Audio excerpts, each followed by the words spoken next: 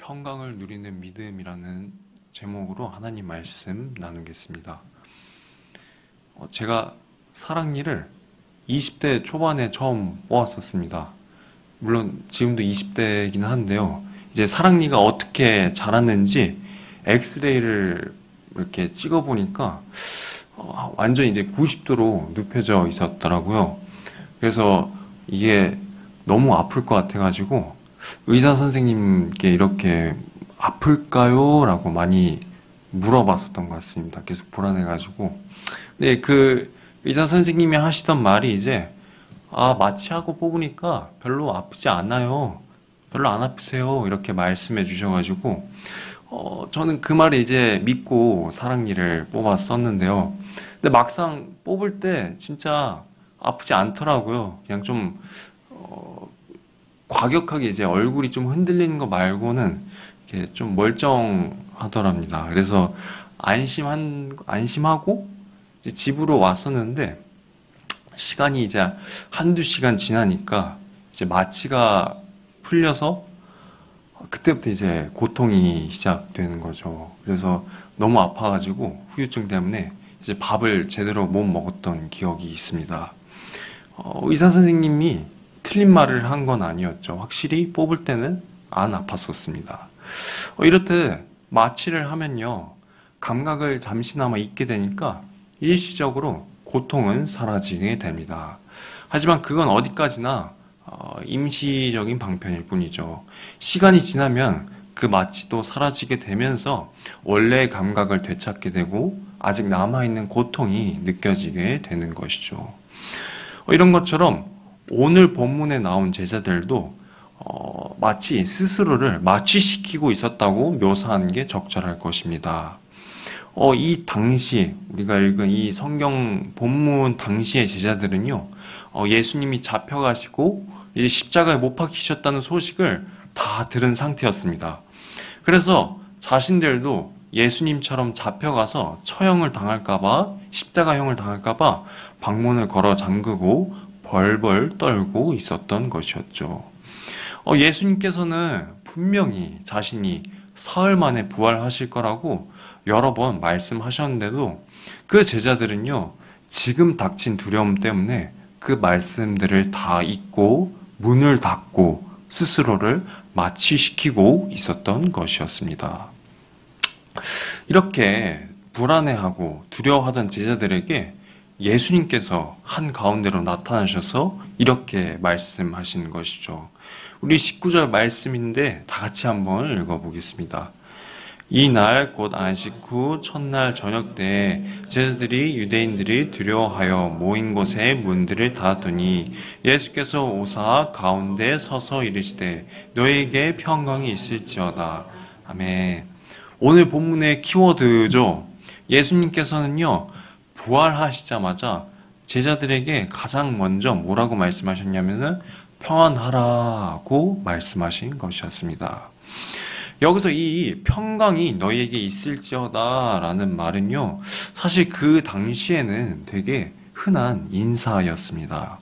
우리 교회 성도님들끼리도 샬롬이라고 많이 하시잖아요. 그런 것처럼 예수님께서도요, 샬롬 라켐, 평강이 당신에게 라고 제자들에게 인사를 하신 것이었습니다. 하지만 예수님의 이 말씀은요, 단순히 제자들에게 인사를 하시려고 하신 말씀은 아니었습니다. 바로 죽음의 공포에 갇혀있던 제자들에게 내가 주는 평안은 세상이 줄 수 없는 평안이다 라고 선포하신 것이었죠. 사실 제자들의 상황을 이렇게 겉으로 봤을 때는요, 바뀐 것은 없었습니다. 오히려 유대 지도자들은요, 제자들이 무덤에 있는 예수님의 시신을 훔쳐갔다고 거짓으로 소문을 냈기 때문에 쫓기고 있었던 상황이었었죠. 그래서 제자들은요, 평소 같았으면 예수님께 이렇게 물을 수도 있었겠습니다.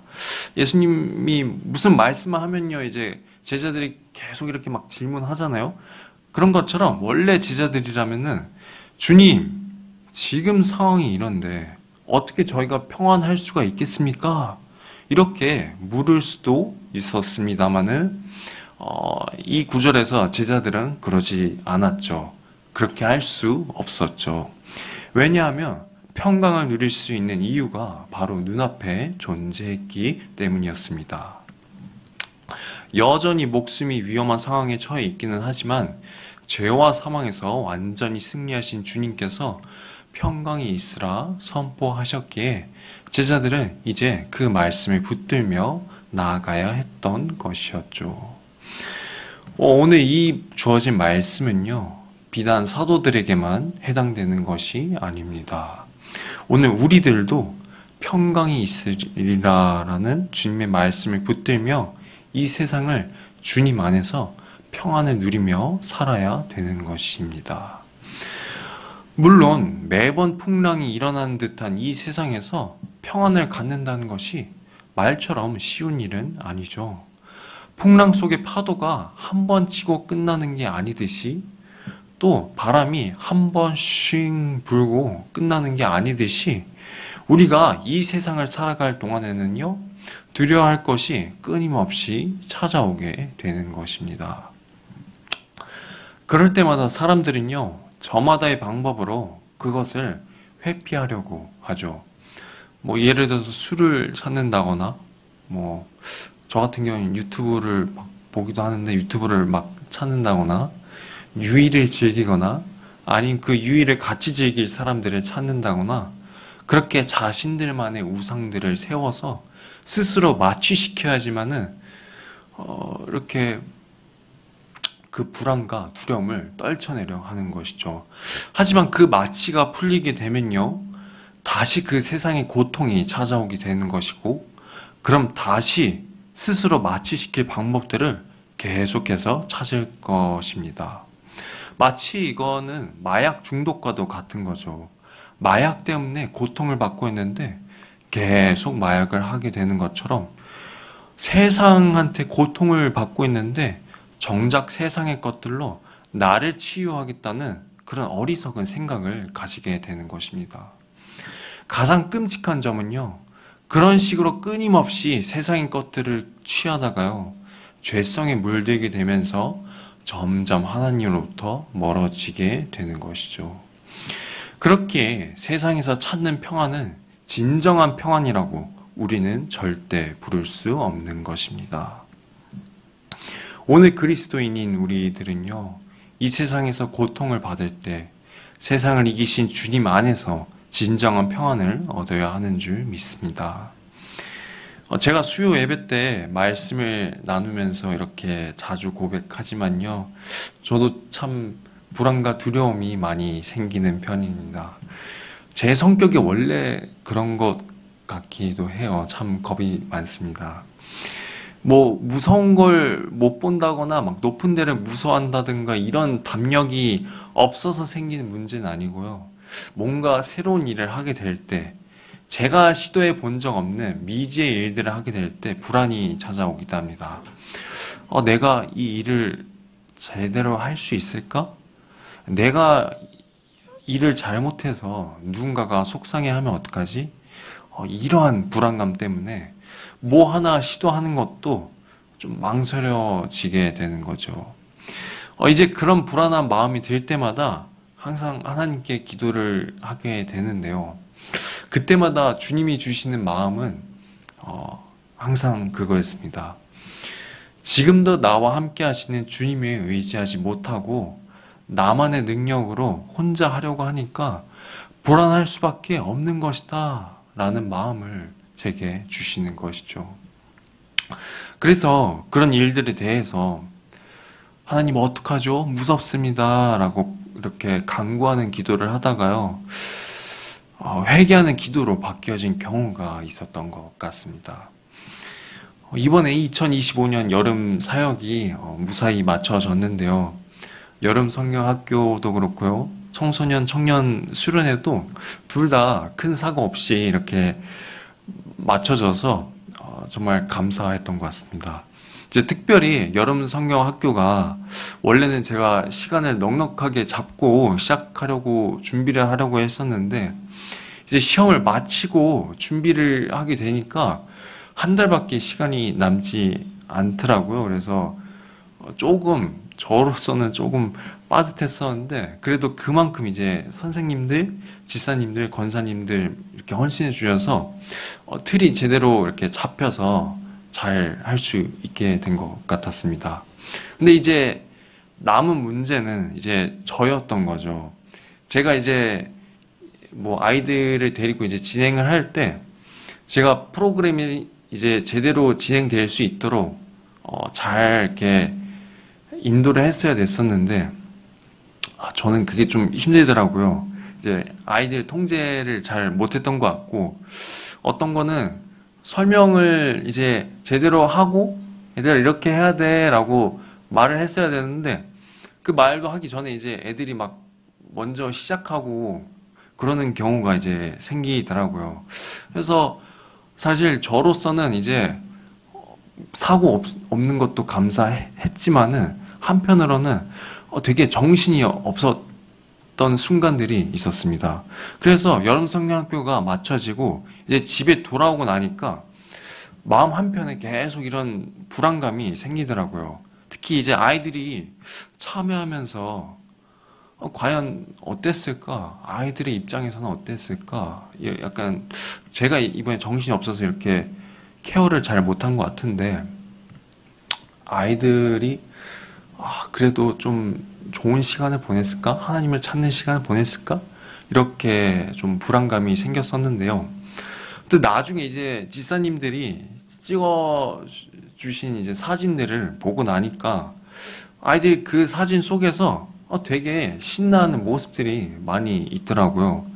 제 시각에서는 이제 제가 막 계속 막 통제하느라 아이들 말 안 듣는 모습만 사실 이렇게 기억이 남았었는데 이제 사진으로 찍힌 아이들의 모습을 보니까 너무 이렇게 열심히 몰입해서 신나하고 이렇게 또 열심히 기도하는 모습도 또 예배에 참여하는 모습도 보니까 정말 하나님께 감사했던 것 같습니다.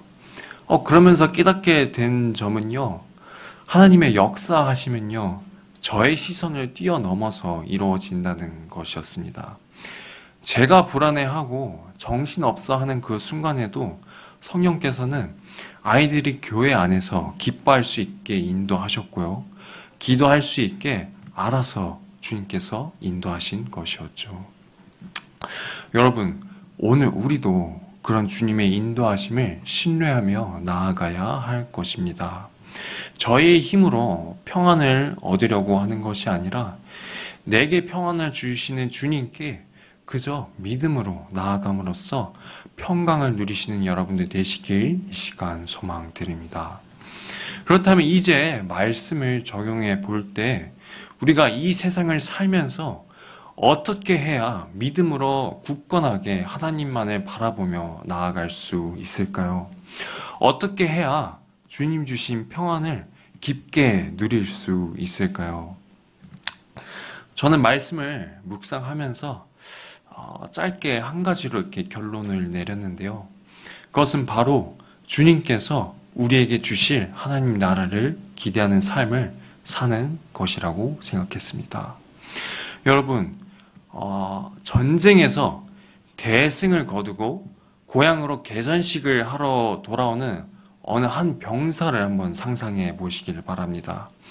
전쟁터가 고향까지 멀리 떨어져 있어서 돌아오는 길이 지치고 힘들겠지만은 그 병사가 고향으로 돌아가는 그 과정 가운데 마음이 불안할 일이 있을까요? 과연? 불안한 마음보다는 오히려 기대하는 마음이겠죠. 모든 전쟁을 다 끝내고 모든 싸움을 다 끝내고 내가 살던 고향에 가서 사람들에게 환호를 받고 무엇보다도 사랑하는 가족들을 만날 것을 기대하면서 고향으로 나아가는 그 길은요, 너무나 기쁨만이 넘칠 것입니다. 하물며 죄와 사망에서 완전한 승리를 거두신 주님을 따라 하나님 나라의 개선식을 하러 가는 우리에게 불안에 떨거나 두려워할 일이 전혀 없는 것이죠. 그 하나님 나라로 가는 과정이, 그 여정이 조금 힘들고 지치긴 해도요, 우리의 길에 앞장서시는 주님을 따라 나설 때 영광스러운 하나님 나라에 우리가 입성할 수 있게 되는 것입니다. 그 과정이 너무나 즐겁고 기쁨만이 넘치게 되는 것이죠. 우리는 그 영광스럽고 기쁜 날을 기대하면서 지금 이 순간을 평안으로 살아야 하는 것입니다. 다윗도요, 시편 23편을 썼을 당시에 다른 누구도 아니고 자신의 아들 압살롬에게 배신을 당해서 쫓기고 있었던 상황이었죠. 그런 상황에도 불구하고 주님께서 나를 푸른 초장에 누이시고 쉴 만한 물가로 인도하시리라 고백하며 주님의 일하심을 기대했었습니다. 또 오늘 말씀에서 제자들도 그랬죠. 처음에는 정말 믿음이 적어서 죽음에 대해서 너무나 두려워했지만요. 나중에 성령을 마음에 이렇게 두고 죽음이 다가왔을 때 억울해하거나 두려워 떠는 것이 아니라 오히려 담대해질 수 있었던 것이었습니다. 이제 더 이상 제자들에게 죽음이란 자신의 길을 이제 방해한 것이 아니라 천국 면류관을 향한 하나의 관문으로 이제 제자들은 받아들여진 것이죠. 여러분, 말씀을 이제 맺도록 하겠습니다. 오늘 우리는요, 세상을 이기신 주님 안에서 진정한 평강을 누려야 할 줄 믿습니다. 주님이 주신 평안은 죽음 앞에서도 그 시선을 주님께 향할 수 있는 평안이고요. 내가 지금 상황이 어렵다 할지라도 주님께서 나를 인도하시리라 믿을 수 있게 되는 평안인 것입니다. 만일 걱정과 염려가 오늘 우리에게 남아있다면요, 주님, 평강을 선포하신 주님만을 바라보며 살아갈 수 있게 하여 주시옵소서. 나를 최후 승리로 이끄실 주님만을 바라보며 어떠한 고난이 있을지라도 주님 주신 평안으로 이 땅을 굳건하게 살아가게 하시옵소서. 이렇게 기도하며 나아갈 수 있는 우리 모두가 되시길 이 시간 주님의 이름으로 소망드립니다. 우리 같이 찬양 부르실 때에 내 영혼은 안전합니다 라는 찬양으로